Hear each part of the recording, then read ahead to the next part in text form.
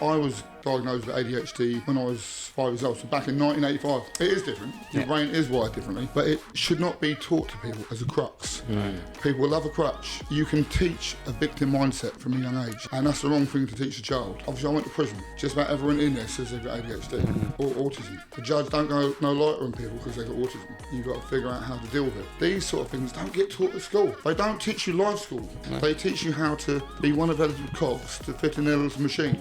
They don't teach you how to be your own person, how to run your life efficiently. They don't teach you any of that. Dopamine's not supposed to be free. You're supposed to earn that shit. If you're watching porn, you haven't even got to mentally stimulate yourself. Your brain doesn't get, you just watch it, get turned on, nothing's going on up there because of the high dopamine that it causes. Normal things don't excite them. Same with cocaine. Dopamine's so high, when you start doing normal stuff, the dopamine levels that it creates don't do it for you. Welcome to the PerformWell Podcast, the podcast for you if you're looking for performance and wellness strategies from top experts in the field, such as myself and Dan King. Please do like, subscribe and follow us if you're on Apple Podcasts, Spotify, YouTube or any other platform, because it really does help us get the message out and also help more people like yourself.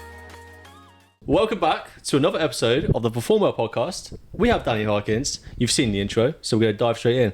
Danny, why do you think so many young people today are struggling with mental health and direction? I think that's a very multi-layered question, or the answer would be. It's not one thing, it's many things.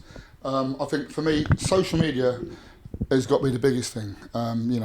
People are comparing themselves to people really flashing a lot of wealth. Everyone's got a six-pack. If you're a girl, everyone's got fake boobs, perfect teeth, £1,000 hair extensions. And if you're a young person growing up with that, you don't grow up with fake boobs automatically, and you don't grow up with a 180 bench press or whatever. So it's a lot of pressure on boys and men to live up to what they're seeing on social media. And people don't show the reality. They show only the best side of themselves. The people who know how to use social media, who are paying people. Like, let's take Andrew Tate. I don't like Andrew Tate at all, but he'll be using teleprompters. Everything he says is designed off a teleprompter, but it looks like it's perfect. And what's he telling kids? He's telling kids, they're not good enough. And, it's one thing to inspire people, absolutely, but you don't need to belittle people. And he belittles rather than encourages. What's wrong with you? Why haven't you got a six-pack? You're not encouraging him, he's belittling them all the time. And very misogynistic. You've got a lot of toxic people. I call them fake alphas. I call them fake alphas. Who are real alphas? What makes a real alpha? Well, athletes, sometimes CEOs, and it could be a family man, could be a father looking after his children, providing. That's a real alpha. I don't like that word alpha, I hate that word. But, if you're having a shout about it and rave about it, and like Tate does, that's not what it is. It's not what it's at. If you're a man supposed to be protective of women and things like that, not put them down, not spread a misogynistic message. But you've got a lot of toxicity out there, and you've also got people showing a lot of wealth, and everyone's perfect on there. And filters, of course, girls are going to be depressed. They're going to think, I'm not good enough. They're going to think this is what I'm up against. That's one thing. And also older people, financial pressures. I think a pound note's never been worth less. You get more for a pound note than you could 100 years ago. Yes, we've got distractions. We've got microwaves and mobile phones and things like that, but it's not the same as, one person could afford to run a house, one person wouldn't have to work. There was more family time, people talk around the table. When I was a kid, I used to get on my BMX and go meet my mates and get up to shit we shouldn't have done. You know what I mean? Probably whatever it was, we were doing it. But we're meeting each other, we're talking, we're having a laugh, we're chatting at birds, we're definitely getting up to all sorts of no good. We weren't spending 10 hours a day on our Xboxes. So I think when you're from a young age, you're out on the BMX or whatever you're doing, like we were back then, you're picking up emotional intelligence, you're learning how to communicate with each other. Whereas if you're stuck in a bedroom, the kids stuck in the bedroom, they're not going to develop emotionally and socially like they should. And then like you say, if a lot of people are meeting up on Facebook and dating sites rather in reality. So people don't even know how to talk to each other with confidence. Mate, do you know something recently I just saw in the news was, ChatGPT? Yeah. So a lot of people were using that for emotional support. And when it changed to ChatGPT 5, a lot of those conversations went different. And a lot of people were complaining about how their friends online had changed and they got depressed by it. Yeah. It's crazy. That's the next level now. Absolutely. And because a lot of people aren't happy. Yeah. But the other thing, obviously, is drugs. No one really talks about drugs. You know, I've done plenty myself, I won't lie. And I've been right in the forefront of it. And obviously I've got a 9-year sentence for kidnapping and all the rest of it. But the cocaine pandemic, epidemic, whatever you want to call it, is through the roof. Deaths are 10 times higher than they were 10 years ago. So that would indicate there's probably a lot more people doing it now than there were 10 years ago. It's a lot more socially acceptable. Also, the purity of it is much higher. The stuff they're mixing it with. So when I speak to my friends, a lot of them have admitted to me like they're having suicidal thoughts. I've dated girls who said they've had, you know, long-standing problems with cocaine, and they've had counsellors, and they've had suicidal thoughts at their worst times. Might be they go through a divorce, or they split up with a long-term partner, then they're out with their mates, and back to going out, and then drugs are introduced. Because one minute they've got stability, they've got the kids to look after, their partners, next minute they're out with their friends, playing the single game again, which probably isn't as easy as it used to be. And you know, partying and drinking and a lot of time. So with so many more people using, I think a lot of depression stems from that. So you've got financial instability, which is higher than ever. And what do people do when they're having money problems? A lot of the time they look to lose themselves, drink drugs, and often that's the worst thing you can do if you've got financial instability. It's a vicious circle. It's a vicious circle. So yeah, things like that. I think those are the main three things. I think financial insecurity, a more unstable world, social media, and if we're honest, yeah, people are doing more and more drugs than ever before. I think you're spot on with all of those, mate. One way you can kind of round all that together, it's called synthetic happiness. I think that's genuinely where we live right now. Is everything is constructed in a way to trigger our psychological responses, and whether positive or negative. You know, people are either trying to make money off how we think and feel. I like what you said there. Yeah. Synthetic happiness. Absolutely, because what happens when you go to a doctor and tell him you're not happy? What does he do? He tries and prescribes you medication. Of course he does. It's the same thing. And then I know girls, I've known girls since I was a kid who have been stuck on antidepressants for 10, 20 years, you know, and then rely on that. Yeah. And it is where we are with the world now, because a lot of people, you know, we have the biggest rise in ADHD cases in the world, biggest rise in autism cases in the world, and there's so many things that can point fingers to it as well. My daughter's on the spectrum, the autism spectrum, but I wonder if that isn't, that there's more people being diagnosed for those things. I think you'll be careful. I was diagnosed with ADHD, and when I was 5 years old, so back in 1985, showing me age here, right? And it is different. Your brain is wired differently, but it should not be taught to people as a crux. People love a crutch, and you can teach a victim mindset from a young age. You can say, you've got ADHD and you've got this and that, and that's why you can't perform, you're not good enough. And that's the wrong thing to teach a child. You know, if anything, you teach them the coping mechanisms. If you have ADHD, I've learned later in life, you've got to be more structured with your life. You know, little things like ice baths. I know it sounds ridiculous, but that is about the best thing you could do for someone with ADHD.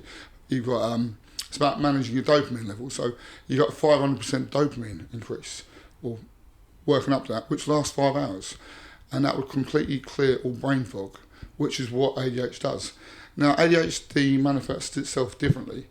Obviously, I went to prison, and in prison, just about everyone in there says they've got ADHD and or autism, and the judge don't go no lighter on people because they've got autism. In fact, I've known cases where it looks like they went the other way and went harder.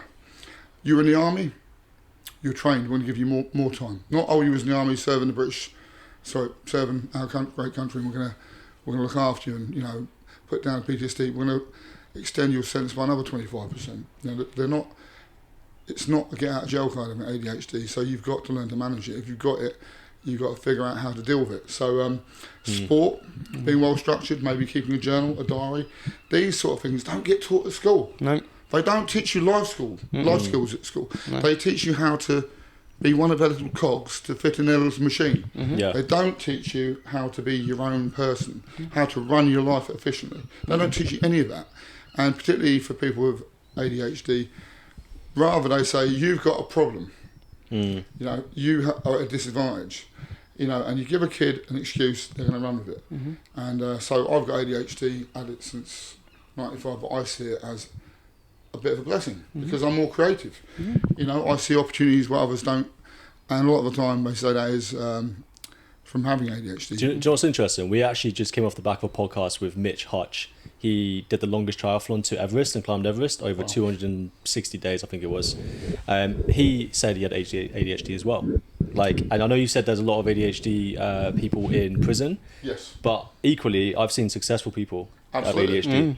Absolutely. And he said the same thing that you did. He said school did not fit him in the school did not help him in the way that he needed it. And so he did his own thing and he became successful. You have to do your own research. Yeah. But schools are supposed to educate people for the greater good, for their good, and the greater good of society. Right? Now, if you teach every person to be an individual, to be a high performer, you know, to manage their life, that'd be better for society, right? But obviously, clearly that's not the agenda.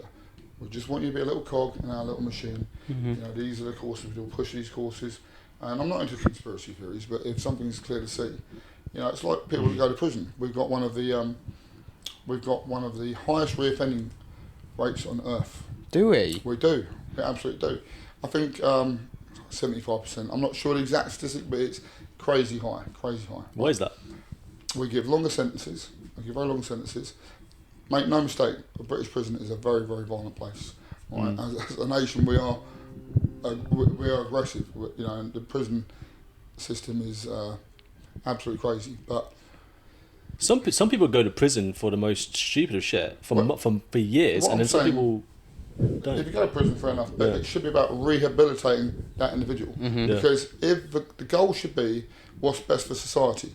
If you rehabilitate the prisoner and he comes out and he becomes a useful member of society, you know, if you've helped him get a trade, it could be a very uneducated young boy. He might have been sexually molested as a kid or just had a very violent upbringing with violent alcoholic parents. Who knows? A lot of times it's stuff like that, right? And they've got no chance. Coming to prison could be an opportunity to fix that person, you know. And if you give, what I've noticed, right, a lot of the time they're shutting down the education programs in jail. But when you got DCAT, there were a few, like, I won't say it, but Mickey Mouse apprenticeships. It wasn't as good as it should have been, but they were so proud that the young men, old men, any men, were so proud to be doing this course. I'm learning to be an electrician, I'm learning to be a plumber. It gave them validation. I've got a trade. They were so hopeful. What did you do? What did you learn? From the moment I got in jail, well, not quite from the moment, I started reading. Bear in mind, I got kicked out of every single school I ever went to. I think I left school at 15. I even got kicked out of the exams. You know, I had a fight, punch up in the middle of GCSEs. You know, I had about 14 convictions. By the time I was 8, I was an animal. I really was. And I didn't think I was very clever. So I'm quite good at this. I'm quite good at having punch ups. So I'm getting punched ups left, right, and centre. I'd be down the clubs at 17, knocking out bounces and trying to make a name for myself. And that's obviously a way I was trying to validate myself because I wasn't no good at school. So I'll be good at this. You know, I'll be the class clown. I'll be the savage or whatever. And obviously, I'm finding if you start making friends real quick, more girls start chatting you up and whatever. Yeah, no one wants to be the class idiot. So instead of being the class idiot, I'll be the class. I don't want to be here, you know. And it might be my ADHD. It might be a number of reasons, but I wasn't stupid because later on I ran about 5 limited companies simultaneously, big turnovers, and by the time I got to jail, I went to the library, started reading books. Didn't know how to read them. Well, I started reading the classics actually, because the girlfriend I was seeing at the time, she was reading the classics, and she was looking after me. And we both used to like watching the BBC, you know, Pride and Prejudice and all that. And so I was reading boxing biographies. I've read just about every boxing biography you could think of. And I think I picked up Wuthering Heights. It's a bit of a revenge story. I was quite angry at the time, so I'll read that one. But I didn't understand. If I couldn't read 20 words on a page, that page is not going to make sense at all. So I called up my girlfriend and said, could you send in a dictionary and some writing paper and all that? And she did. And I started writing down every word I didn't know. I'd underline it, write it down, and then bang, Bob's your uncle, the whole page makes sense. Because if you don't know 20 words on a page, that page isn't going to make any sense. And she started sending in The Economist, The Times, The Guardian. Amazing. Any history book I wanted. I started reading about the rise and fall of the Roman Empire, Genghis Khan and Napoleon, Wellington, history of the Prime Ministers. I think I read almost all of the Dickens books, about 12 of the Charles Dickens books. Amazing. 6 of Jane Austen's, Thomas Hardy's, E.B. Forster's, plus reading The Economist. I just read until the cell was going round. I really did. Sometimes it became an obsession, and I noticed my speech was getting better, my vocabulary was getting better. Not about my speech, but my vocabulary was getting better. My understanding of things, concepts, and even the way I would deal with people. It started quite heavy-handed, and is there a book that stands out that you would recommend most people read?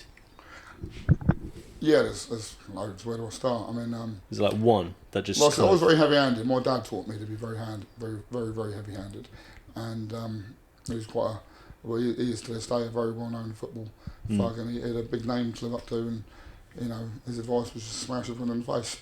So, but that's not good advice, and I suspect he meant well.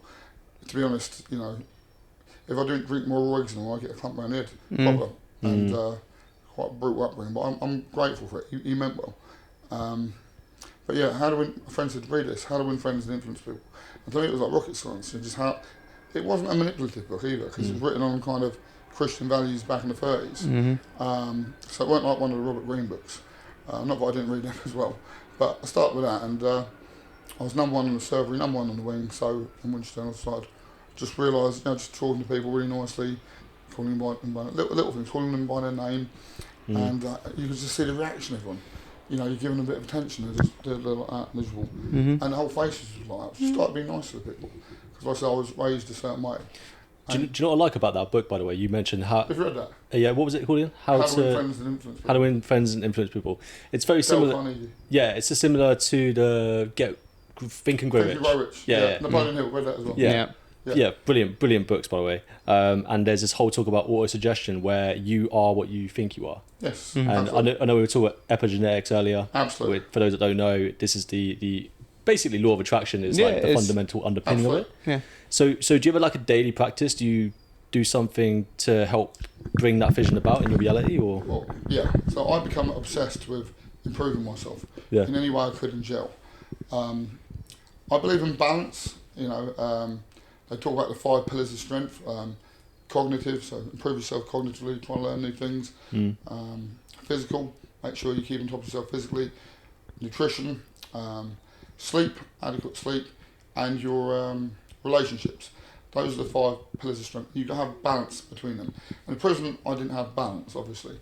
So everything was pushed towards cognitive, learning. And I even put, although I would train every day, burpees on his way up, nothing in balance to how much I was pushing my head. To the point I had headaches. I was reading so much and writing so much down. So coming out of jail, you learn new habits. So it started off with journaling. So I had a friend, Tom Watson, come and see me a few times. We'd write to each other. He's a 2-time world MMA champion.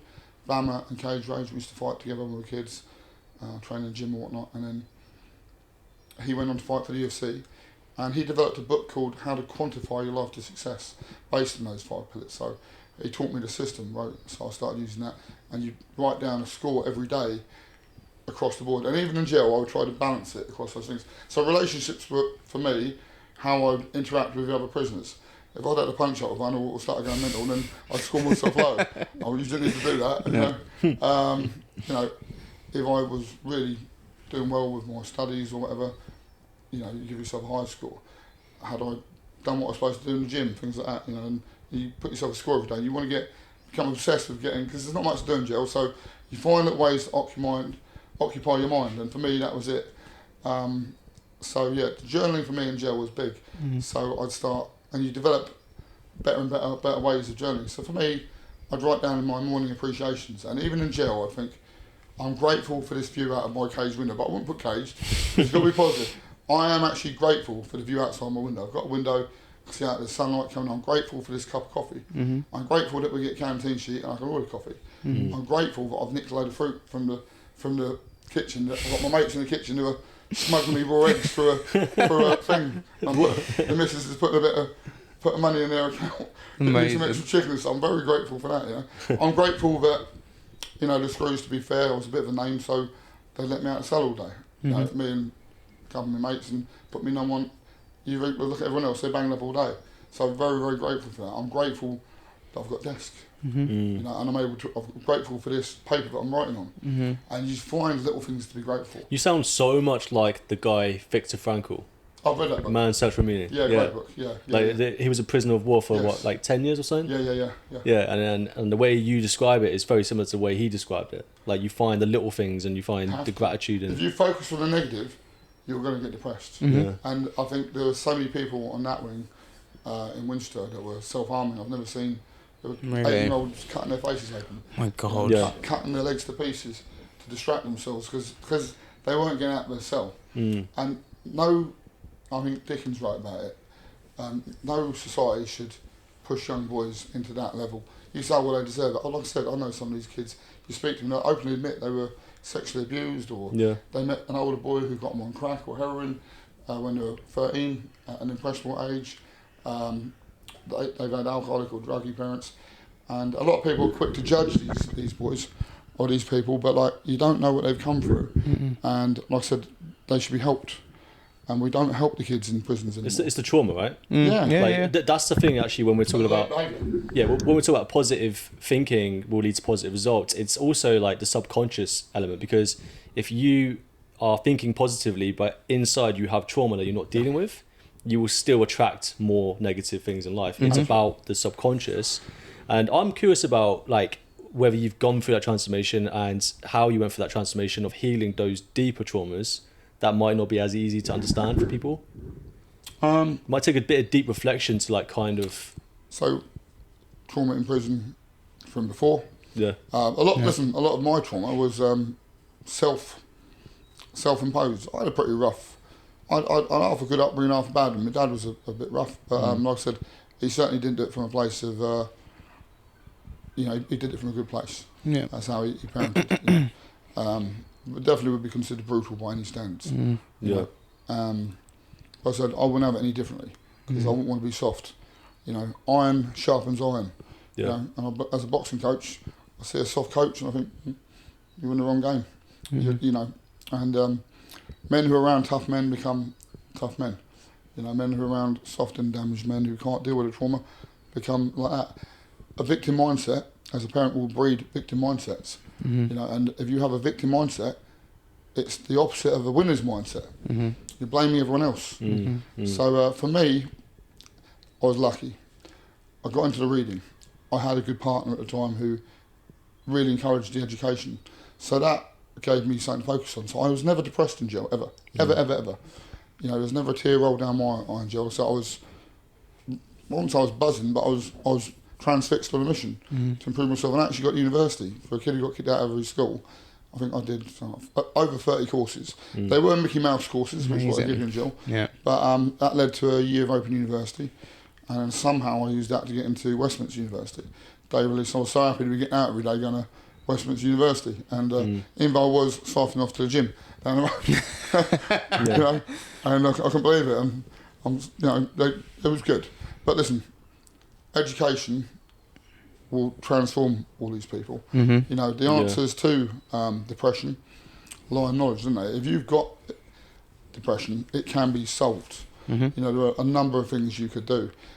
A lack of sleep will cause depression, right? So, again, using drugs can lead to depression, will probably lead to depression after a period of time. It might be fun and games when you're young, but the more years you do it, it starts to have an effect on your brain. Mm-hmm. And obviously that affects sleep. But you could there's loads of ways you can fix your sleep. You can just read up on it. You can take nootropics now, which are basically just different vitamins. I don't know if you know much about nootropics, but they're massive. I started taking them. What do you take? I take magnesium glycinate, glycine, apigen, Lion's mane? L-theanine, lion's mane. Mm-hmm. Yeah, but there's like a nighttime stack, so I wasn't sleeping very well. Mm-hmm. Yeah. Probably a lot of stress, overthinking things, business, and bang.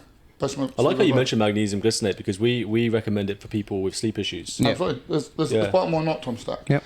Some nootropics will make you quite awake and no very caffeine like, before sharp. bed. No. Absolutely. Mm-hmm. And so I have a very, very small daytime stack. Mm-hmm. About 2 things, alpha GPC and can't remember the name of them. But the point is, they do make you sharper, and you feel it. You feel you're sharper. Mm-hmm. And because you've had such a great night's sleep, you know, your neuroplasticity is improved. Your REM sleep, and this is important if you've got depression. If you're not getting enough REM sleep, and most people don't, right, that's where you process your emotions and trauma and everything that's gone on, and your memories all gets processed and filed away at night time in your REM and deep sleep. Mm-hmm. So if you're not getting enough REM sleep, you might wake up feeling a bit anxious. A lot of people have anxiety, I'm told. If your REM sleep doubles or triples because you weren't getting any, all of a sudden the brain starts doing what it's supposed to do at night, putting those nasty memories, sorting them out and putting them away. Mm-hmm. Sleep is massive. As a boxing coach, I've found out only recently that sleep is the number one thing for recovery, and that's where we grow, it's where we get stronger, and nothing compares to sleep at all. So having nootropics, best night's sleep I've ever had. And so many people just don't go down that road of actually trying out nootropics. I think people get overwhelmed by the selection that's out there. That sounds like drugs. It's vitamins. If If you take omegas in a pure enough form, in a high enough dosage, in the correct dosage, that becomes a nootropic. Creatine is a nootropic. I think, Vitamin B complex is a nootropic. I was going to say a lot of people will actually probably skip the fundamentals to have supplements. Yes. And completely neglect their sleep and everything else. And it's like, where do you start? Like the fundamentals first, then the nootropics, or do we take nootropics to help us with the fundamentals like sleep, etc.? Absolutely. Yeah. I mean, there's lots of things you learn along the way. Like I say, I learned something. Basically, I was a very chaotic person. There was a lot of violence in my background. I was up to a lot of criminality, an incredible amount of violence, and with that comes a lot of paranoia. Mm-hmm. You know, people out to get you, out to get them. Going through a divorce, affairs, not being the best husband. You know, and like I said, the guy went to jail for wound up getting himself shot in the head twice. You know. Wow. And someone set fire to my girlfriend's car. You know, allegedly it was him. You know, and I'm pretty sure it was. You have all these things, and you have anger, you have rage. If that happens, you're going to be in the mirror in jail, screaming in the mirror. I promise you. You know, very bad thoughts, rage like you wouldn't believe. It doesn't just go away. It dissipates over time. You learn to process things and put them away, but that doesn't happen overnight. So you have to learn. So someone told me the cure to man's inner chaos is deep self-analysis, but being brutally honest with oneself, right? How many people do that? How many people look at themselves, take a good look, proper analyse themselves on a daily, and then are brutally honest with themselves? A lot of people, we all tell ourselves stories to protect. We can put a completely different perception on something to frame it in a way that we can handle, and that's a coping mechanism that everyone has. So I think you've really got to. But if you're building on falsehoods, you're building on mud. So you need to understand yourself. You need to know where your strengths are, what your weaknesses are, where you could improve. Everyone should have a growth mindset, not a fixed mindset. And there's so much. I like what you said there. Self-acceptance. That's the first step, right? Self-acceptance. It's awareness and acceptance about yourself. Absolutely. So, I mean, you guys earlier said you journal. So, I've been Sun Tzu from The Art of War. He talked about, you know, if you know yourself but you don't know the enemy, then you'll win after battles, lose after battles, and same if it's the other way around. But if you know yourself and you know the enemy, 1,000 victories are guaranteed. Words to that effect. And then later on, I heard the cure to man's inner chaos, and at that time, there was a lot of chaos in my head. A lot of chaos, and I wasn't helping it, I was fueling it. Lots of women, lots of partying, and so I was amplifying that chaos. And a lot of heartache as things I lost in jail. The relationship with my kids was very, very strained after going to jail because they were angry with me because I'd left them. So, you know, partying and escapism we'll call that. So if we go back real quickly to, you said how your dad treated you growing up. You said obviously you wouldn't change anything because it led to how you are now. What things are you doing differently with your son than your dad did with you? Certainly, I think I slapped my boy in his bum once when he was like... Wait, Facebook might hear this one. That's right. After he was attacking his little sister, and I felt so bad for this little lad for about 2 weeks, and his mum was going, "What's wrong with you? You need to discipline these kids." But I was always very soft with him. I was always that guy who would, just spoil them wrong. Every time out, I'd come back with something, and if they needed telling off, it would be her. But come out of jail, obviously, I realised that's not really the right way either. There's a middle ground, and like obviously, my son is a very good boxer. He's got, he's an incredible boxer. He could go all the way, and it's figuring out how to manage him, and it's finding the difference between the right gap between tough love. Well, I'm too tough. I want to push him away. No one wants to eat shit all day, so it's finding a balance of how to talk to someone. Also giving them skills that it's not all on a plate from either. If everything's on a plate for someone, then they never learn how to fend for themselves. So as a boxer, you need to find yourself sponsors. You need to sort out your nutrition. You need to sort out strength conditioning. You need to make sure you've got a good coach. You need to get to where you need to be. I think it's too much for a young lad to do all that. Anyone who's done well has had a father who's pushed him and helped him.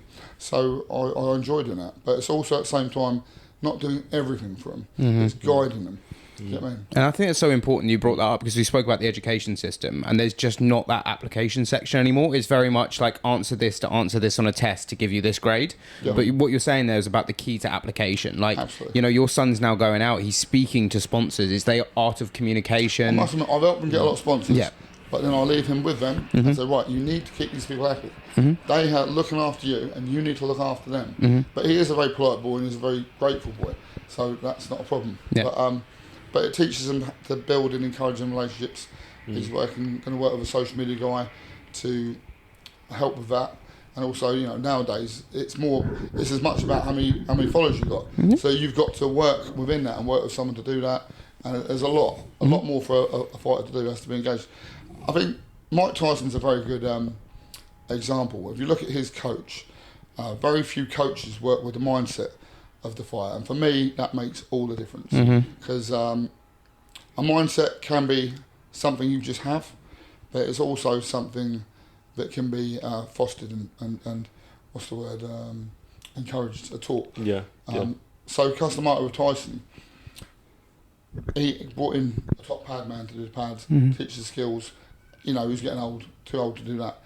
But what he did for Tyson, they sat down and they read books about Napoleon and Genghis Khan and all sorts of history, the rise and fall of the Roman Empire.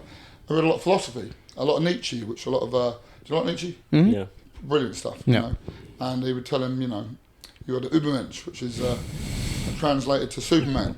And it's not as simple as that, but he would actually have Tyson believing you are unbeatable, you are unstoppable. You've got to be remembered like these guys. These guys will never be forgotten. And it's teaching him a winner's mindset, and Tyson always had that love of history. And I think history is really powerful because all life's lessons, right? All life's mistakes, all the mistakes we could ever make, other people have made before, right? So you're better off learning off other people's mistakes than making your own mistakes. So very sad that Custom Art died when Tyson was 18 because he was feeding him with so much knowledge. On the boxing front, they would sit down and study old fights, look at that. And he'd be talking him through it, and then he'd say, right, here's the biography, read the biography on the guy. Read about the guy's mindset. I must have read about 100 boxing biographies, and you get into the mindset. I used to think myself, these are worthless. Once I started reading about, classics and history, but they're not worthless, because if this is what I do, I coach boxers. Now I realise, you really understand the fighter's mindset, what they've given up, what training methods they have. What worked for them, what didn't work, what pushed them away. But it's very similar. If you're reading about the rise and fall of the Roman Empire or history of the British Prime Ministers, you've got these leaders. What character traits made them successful? There'll be a pattern, right? What character traits kept them in power? Same for a fighter. What character traits made the fighter become a world champion? What character traits kept him holding the line, keeping that discipline?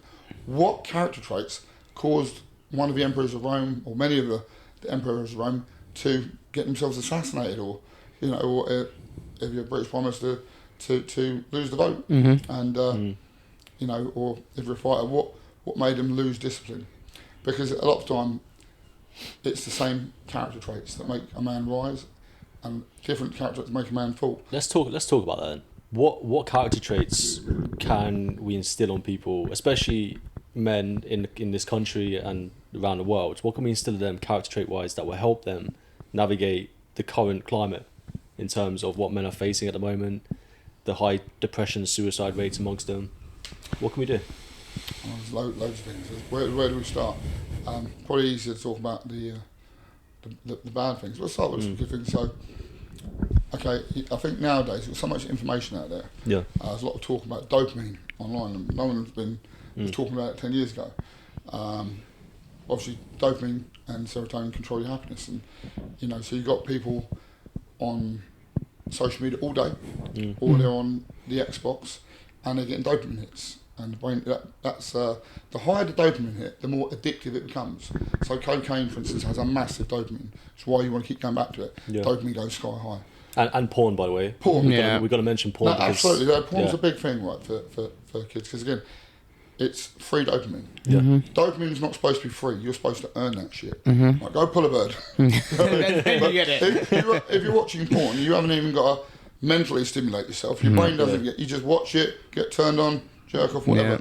Nothing's going on up there, and that stops your own ability to become. There are men who can't turn themselves on because they're watching too much porn. They can't get off with their girlfriends because they're watching too much porn. And also because of the high dopamine that it causes, normal things don't excite them. Same with cocaine. Dopamine is so high, when you start doing normal stuff, the dopamine levels that it creates don't do it for you. So you're depressed because nothing excites you, nothing stimulates you, because you've been using cocaine, because you've been watching porn all day, because you've been on the Xbox all day. So when you scroll on your phone, just watching Facebook and Instagram, all dopamine hit. I'm getting bored of this reel. 10 seconds later, TikTok. So kids are getting force-fed dopamine, and it becomes addictive. Apologies for interrupting the episode. We appreciate you probably got really engrossed into what our experts are having to say right now. However, we've just dropped something very exciting. It's a 50-page high-protein recipe guide with so many recipes in there to really help you increase your energy levels, increase your confidence, and also help with those fat loss and muscle gain goals that I know have been so difficult to attain for so long. It's perfect for people that don't want some fancy schmancy recipe with loads of ingredients you've never heard of. These are simple, basic recipes that you can follow to help you hit your goals. Go check out in our description through the link. Do you know what? I've actually just recently done a dopamine detox challenge. Okay. And one thing that I read up on and was recommended to do was actually turning the phone to grayscale. To what? Turning the phone to grayscale. Okay. As in you can't see colour on the phone. Yeah. Now I thought this was just a bullshit idea. I was like, well, what's that going to do? It's only going to make me annoyed because I can't see colours on my screen. But you do start to feel like there's not much joy looking at the screen anymore. And then you start noticing colour around you and you're like, actually, this is a bit of a bullshit device. Why am I spending so much time on it? That's good. Not saying all the time, but like sometimes you would probably need to have the colour for certain things, like taking photos for Instagram or whatever. But I found it helped. It's a bit of a random one. It's something I've tried recently. Not at all. But I agree with you. Dopamine is so overly it's overly accessible. Yeah, overly and accessible. there's so much information out there for people to learn what their problems are. You don't need to go to an expert. It's all online these days. You learn very quickly. What I'd say with the dopamine thing, before reading about it, I had an analogy in gel. I was kind of like, we know what a good meal looks like. If you've got a bit of salmon, broccoli, sweet potatoes, that's a very nutritious meal. Water, right? And that's going to give us all the body needs to grow, to have high energy, to have what the brain needs.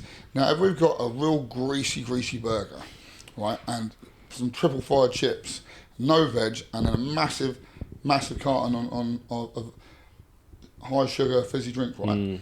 Now, if we have a lot of that, we're going to become toxic if we have too much of that. We're going to become obese, right? If we have the good food, we're going to be healthy, have hygiene. When you hit the gym, that's going to turn into muscle, right? So it's quite obvious, right?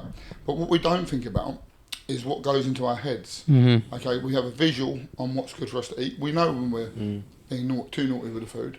But like, if you're listening to just the same songs, the high dopamine, addictive songs all day long, and you're watching junk TV all day. In prison, everyone gets a little TV and they just watch daytime TV all day. Your brain's rotting. What's the food like?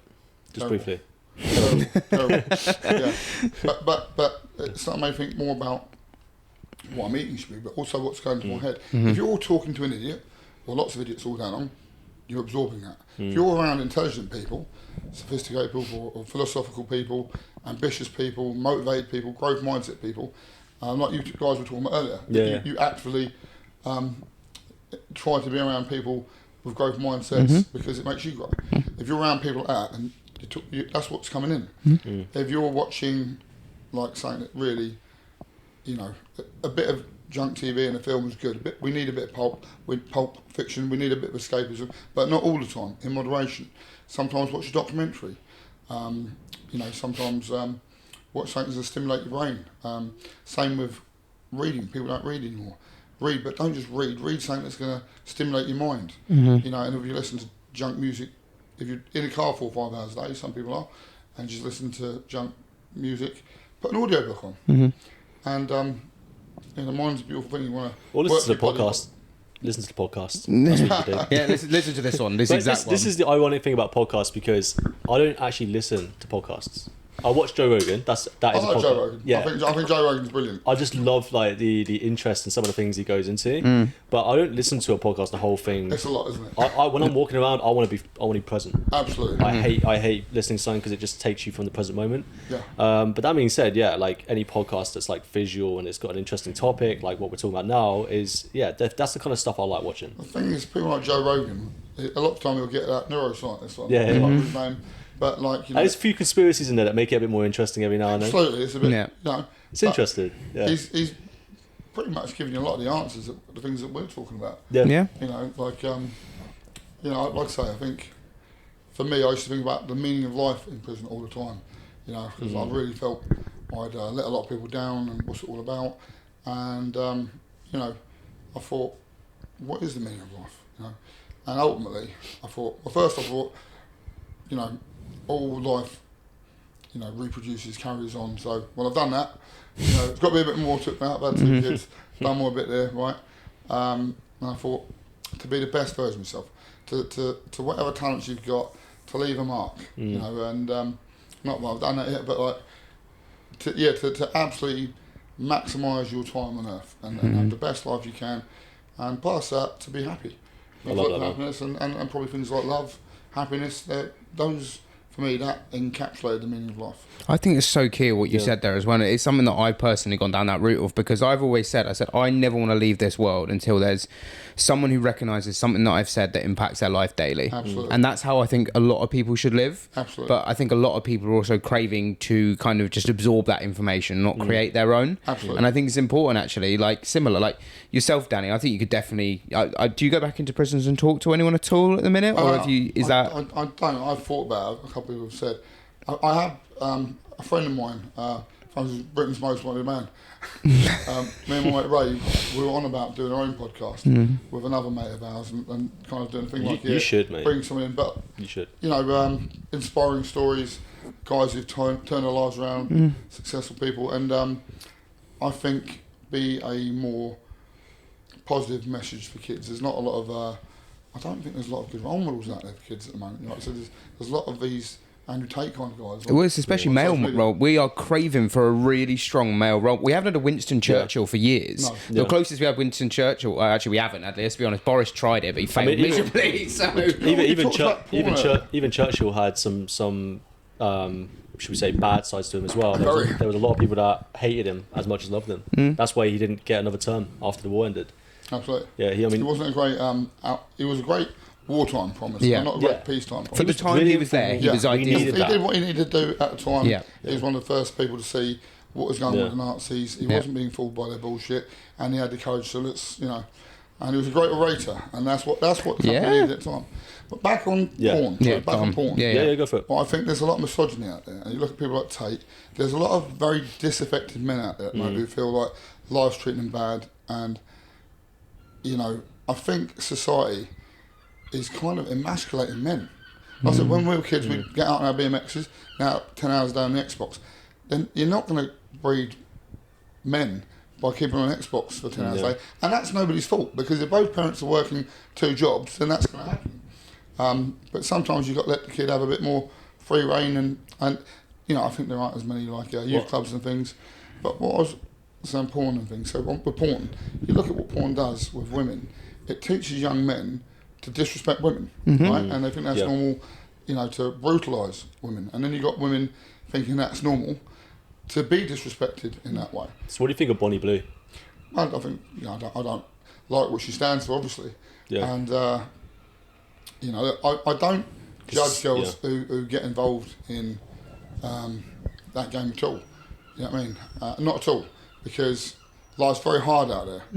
And if they think they can earn a pound note, you know, but they're not going to really make much money. The reality is that it's not long term, and no. Not. Yeah. But what they are going to do is give themselves a bad name. And the reality is, a lot of guys will think, well, I don't want to go out with you because what will my mates think because you do this. So you're lowering your value. You don't need to lower your value. Same thing as boxing, like as well, because as you said earlier, like a lot of people aren't cut out for it. You could do boxing match after boxing match, get brain damage from it, and never make it anywhere. Absolutely. And there's more people that have that happen to them than people that make it. Yeah. Same thing in that industry too. I think, yeah.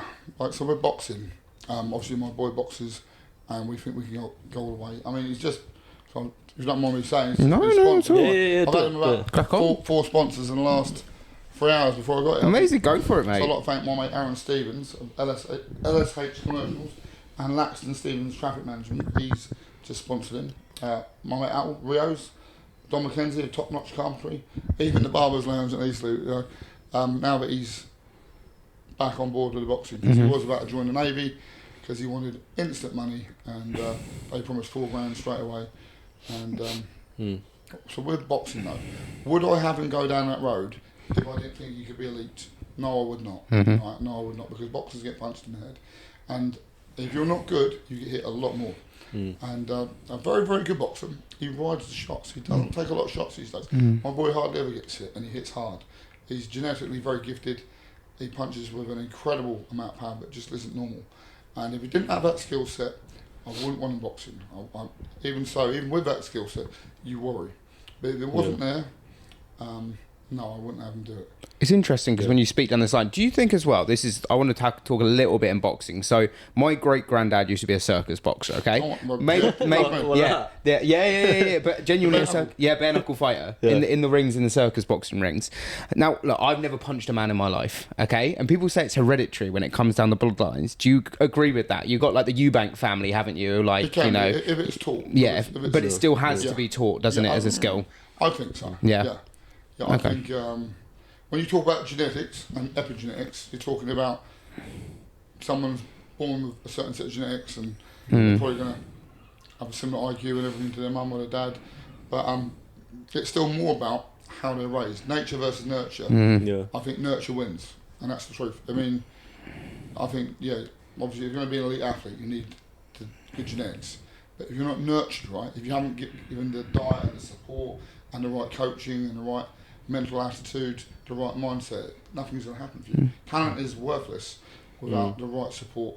And I'm very much a believer in, like, you know, it takes a village to raise a child. And no one does it alone.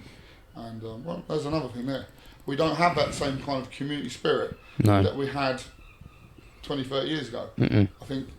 I feel that society divides people a lot more than it used to. You know, we're fractured. I mean, how many, you got the working class, but how many subgroups are in that?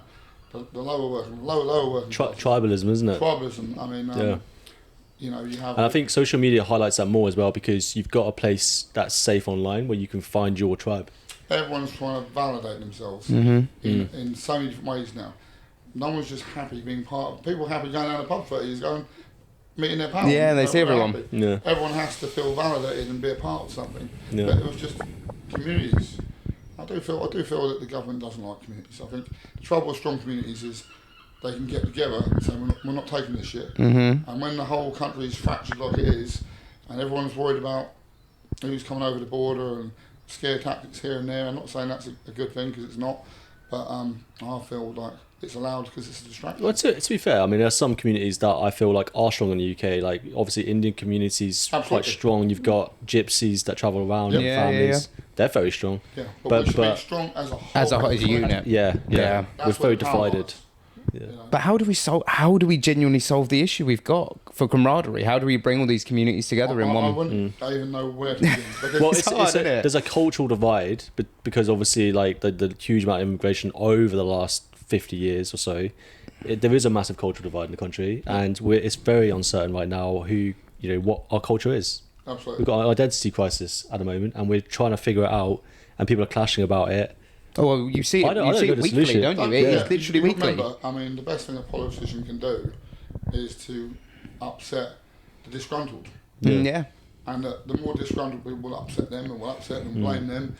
What they do, they're dividing. Mm-hmm. So it might get them into power, but ultimately at cost to the greater good to the country. And nobody's coming in to do a greater good, let's be honest. Nobody's really coming. Yeah. Every politician so far has been in it for themselves. I think that's also a sign of power, isn't it? People like power. People want power. Whilst they've always had that, I do believe in the further backs, there are more people of integrity who try to do a bit of good. I think there's less of that now, because it's part of the culture. I agree. Well, it's like you look over the last 10 years of politicians that you've had through prime ministers. I argue there's not been a powerful politician or prime minister for at least the last 20 years. No. Like really stone hard person to come in and say, no, we are doing this. Regardless of what you're all saying, we're doing this, giving it a go and seeing what happens. No, it doesn't seem like there has been, does it? If you think about it. I think Margaret Thatcher was probably the best example. Well, she had you could upset a lot of people. I wasn't around in those days. I like Maggie Thatcher. Not her politics necessarily, but I like her character. I like her resolve. I have I have a daughter. Yeah. And, I wouldn't want her having a victim mindset, I think. And so I'll teach you about the great women in history who may be better than the men, like the Bodiceas. Yeah. Who did what Genghis Khan did. She brought all the tribes of Britain together, who were warring after the Romans did what they did to her. She said, I'm not having that. Yeah. Not having that at all. And she brought all the warring tribes of Britain together into a single blade and literally burnt London to the ground. Yep. And Thatcher, when the IRA and were given problems, and what's it called? The war in the 80s. The unions? No. No, you're thinking in the UK. Yeah. You got the IRA and then the Falklands. Yes, that one. She just wouldn't take any shit. The Iron Lady, although you might not like her politics, I think the way she dealt with the miners was really bad. But I think this is where it's good to separate between the two, isn't it? Like you separate politics and general integrity. Her character, I liked her character. I didn't like all her politics at all, but I liked her character. It's the same as Trump. Like in like someone who's actually in power right now, there's a lot of things that are bad about him. There's a lot of things good about him, and everyone has the mix. Yeah, I think he's doing good by his own country. Yeah, there are a lot of things I don't like about him. To be honest, it's similar to Andrew Tate in a way, isn't it? Sometimes you'll say things they look for disgruntled people. Yeah, and they're the easiest people to get on side. Yeah, because you just feed their anger and their rage and their distrust, and you give them an enemy, and it's not the right way to do things, I think, but it seems to be working. I think we're going to have to wrap up. I know you're, for those that don't know, you're a poet. Oh, yeah, Man's got poems, and he sent me a few of them as well. They're quite long. I don't know if you wanted to go through one of the poems that you've got, or if you wanted to let people know about it. If you like boxing, I did one kind of for my boy, Let's do it. Ellis. I took him down a boxing club, and he did a bit of sparring with, bear in mind he was only 16, and we took him down to spar with a professional boxer. Not a very good professional boxer, but a professional boxer all the same. And he'd beat up our mate, and I said, right, Ellis, you're going to teach this guy a lesson. And of course, that's the nature of the beast. If you box him, you have to acclimatise your boy to violence. That is the sport. And he showed mercy. He didn't do what me and his coach said. He showed a lot of mercy. I was actually quite proud of him, because you don't always have to be the savage, I suppose. So yeah, it prompted me to write this. Go for it. Yeah, go for it. Do you want me to hold your mic for you? Yeah, go for it, man. There you go, man. So I write this about raising my son to fight in the ring and also in the world. It's called Sacred Violence. For the day you showed restraint, for the moment you chose mercy on a young professional who didn't deserve your mercy, but you gave it anyway. You were told, in sparring, to go in with extreme prejudice, to hurt him, to damage him, to knock him out cold, but you didn't. And that told me more about you than any win ever could. They call it a sweet science, but there's nothing sweet about a brain ricocheting off bone, a grey storm crashing in the dark, because someone timed their right hand just a half a second better than yours. They say keep your guard up, not because it looks sharp, but because the human skull was never built to take impact. Every jab that you absorb stills something you won't recover. No medals for memory loss, no trophies for tremors, no applause when you forget your daughter's name. Just quiet rewinds in dim-lit rooms and footage that haunts. A punch to the head is a toll, a price paid in neurons, microscopic deaths, one after the other. Doesn't matter if you grin through it, the invoice still arrives. This is no sport, it's sanctioned damage, kill shots in rhythm, silence behind gum shields, fathers watching sons take hits that echo forever. They say don't take it personal, but it is. Every clean shot landed whispers, I was faster, smarter. If there were no ref, you might not get up. And yet there is beauty in it, in the timing, in the restraint, in the moment when a boy could shatter a man and chooses not to. That's the line we walk between predator and protector, between showing yourself how to be ruthless and when and why to show mercy.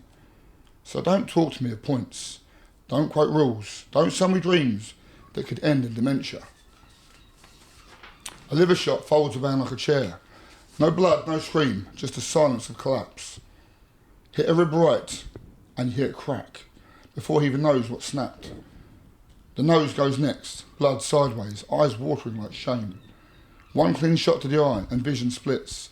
Not from fear, from flesh. That's the tax for every highlight reel. A man you don't see forgetting his postcode at 42. Pull with a hook, drag that fist in like a snare, and the elbow lands. Sharp, accidental, legal enough to deny, dangerous enough to end it, to cut open. And any boxer worth his salt doesn't flinch at blood. He sharpens on it, targets it, 1-2s, hook, high. Overhand right, split the skin, open it again and again. You don't just hit the cut, you work it, you widen it. You drown him in his own damage. That's not brutality, that's instinct. That's the craft. My son's a good boy, kind by nature. But if he's going to be a champion, he has to learn how to hurt people, clean, on command, and without guilt. That doesn't make him a monster. It makes him dangerous and still human. He didn't just hold back, he made a choice. Not because he was soft, but because he was trained. Trained to flip the switch, trained to dominate when needed, trained to hurt on command, but to own the outcome. Ellis has always had empathy. Now he has control. Now he's learned to live in that gap between fury and focus. We're not raising a monster, we're raising a man. One who can break bones, but chooses not to, unless he has to. You might think that makes me brutal, but I'm a pragmatist. Because when I put him in that pro ring and tell him to go in hard, I know people are going to get hurt, and I don't want it to be him. You're either inflicting damage or receiving it. Even when you win, you get hurt, but your force has to be greater than the one across from you. That's what I'm giving him, not cruelty, not rage, but readiness. And I won't let softness or restraint be the reason he ends up getting damaged. This is the most brutal of all sports, and it takes a toll. This is the cost of a crown, and let me tell you, it's fucking sacred. Amazing, mate. That's brilliant. That was insane. That's a good poem, man. Yeah. You sucked me into a different world for a moment there. I was just I thought you were going to drop the mic for a minute there at the end. I was like, done, finished. My shoulder was starting to Was hurt. it?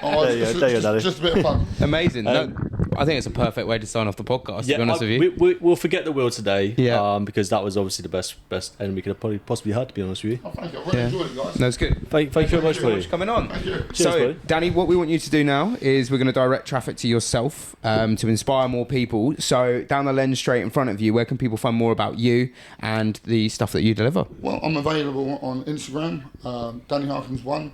Also, my boy Ellis Harkins. and Harkins School of Boxing. And if anyone wants to get into boxing, there's a team of us who coach, and we also provide elite nutrition programs for fighters. Currently, I've got some world champion bare knuckle fighters. I've got I train also some top CEOs, a famous actor I won't name, and we're very cutting edge. We don't just do nutrition. We do stuff like Nootropics, which are cognitive answers, as we spoke about, and telling people how to stack them safely and correctly, because they need to be done and taken in a certain way. You just don't take everything you get your hands on, and you have to acclimatise to them. But things like that can give you a massive edge in life, because if you're thinking smarter, you're going to make more money probably. If you're an entrepreneur, you're going to see more opportunities and capitalise them. If you're sleeping better, you're going to wake up fresh and more energy, and that's going to equate to a better life.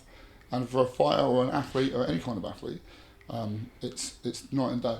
So elite nutrition, and obviously for boxing, elite coaching. Amazing. Thank you so much for joining us. We appreciate you guys. Make sure to like, follow, subscribe, share it around so the message goes out to more people. The more people that watch, the more people that subscribe, and the more people that see this, the more amazing guests like Danny we can get on the podcast. So we'll catch you later. Ciao.